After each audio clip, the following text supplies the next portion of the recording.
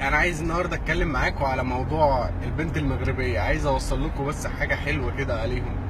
لما تيجي تتكلم مع بنت مغربيه، يا بتتكلم مع اصاله، يا بتتكلم مع شموخ، يا بتتكلم كده مع عزه نفس، مع انتماء رهيب للبلد بتاعهم، على حب كبير جدا للملك وبيعزوه. يعني تلاقي بنت كده مثقفة متعلمة بتكلمك 3 4 لغات، فرنساوي، انجليزي، اسباني، عربي، على امازيغي تحت، تحس كده ان انت متلخبط. وما شاء الله بتكلمك كل اللكنات. يعني ممكن تقول لك تقعد تتكلم معاك الصبح مصري، الظهر تكلمك لبناني، بالليل تكلمك خليجي. بص يعني كل اللي انت عايزه هتلاقيه. يعني مش هتحرمك من حاجة كده يعني، ولا زي الافلام. واللي يجي يقول لك بقى، اول لما حد يقول لك انا بتجوز مغربيه، على طول فكرك يروح بقى تخيلاتك.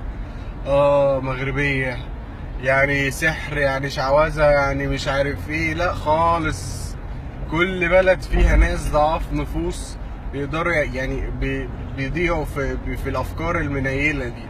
بس في المجمل لا، بالعكس، انا شايف ان في ناس كتير جدا مثقفين ومتعلمين وفاهمين كويس بلدهم عامله ازاي والدين عامل ازاي، وان الحاجات دي كلها غلط في غلط. نرجع بقى للدلع والحلاوه والجمال والطعامه والشقاوه وكل حاجه حلوه فيهم. شوف البنت من دول، نشاط، حيويه، بوزيتيفيتي دلع، رومانسيه. ويا سلام بقى لو انت مصري ويعرفوا انت مصري، يا سلام يا سلام. تحس ان انت ملك كفايه كده ان هم بيقول لك يا سيدي. تخيل كده تبقى داخل البيت كده بعد ما ترجع من الشغل، وتيجي مراتك تقول لك اتفضل سيدي ايمن اتفضل. تخيل كده انت بتسمع سيدي ايمن كده، وهي ممكن مثلا ايه ده، ايه ده، ايه الحنيه والحلاوه دي.